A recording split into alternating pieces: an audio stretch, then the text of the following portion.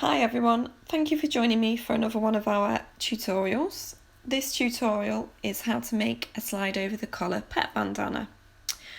All of our bandanas are fully lined.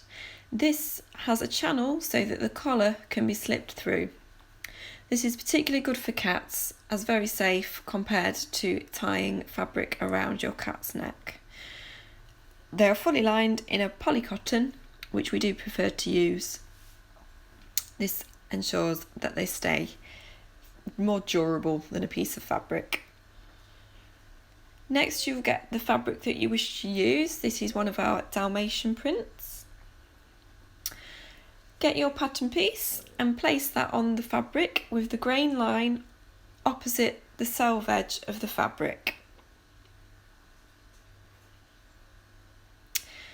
Ensure that it's nice and straight. You can use weights on top of your pattern piece. You can draw around the pattern piece, or you can use pins if it's a thin piece of tracing paper or card, whichever you're using.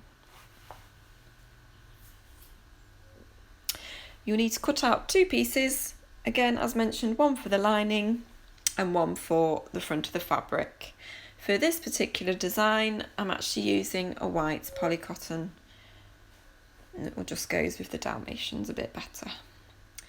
We tend to just use a black for most, just because they get dirty quite quickly. Now to the machine, making sure that you line your foot against the side of the fabric. We always leave about 1 centimetre seam allowance on all of our patterns. You're then going to sew it all the way around, ensuring that you leave a gap from the start and to the end so that we can pull the fabric through. So we take that off, and then as you can see, it's all been sewn around the bandana. At the bottom, we've just snipped the edge, and again on all the corners, just so that it is nice and crisp when we do pull it through and pointy. So from that gap, pull the fabric through. This is called bagging out. Bagging out is when right sides of the fabric are placed together and then pulled through the hole. Then all the points, making sure they're nice and sharp. You can use a knitting needle for this, or another pointy item that you might have in your haberdashery stash. I do just use my fingers. Then we're going to get rid of any threads, just hide them inside, or you can trim them. And then we're going to go over to the iron and give this a press. Once this is pressed, just make sure that you press a little channel area for the collar. So different sizes of bandana will have different widths of the channel for the collar. So take it to the machine. We leave a tiny space where we sew about a couple of millimetres from the edge. You don't want to sew too far in, or you won't be able to get the collar through.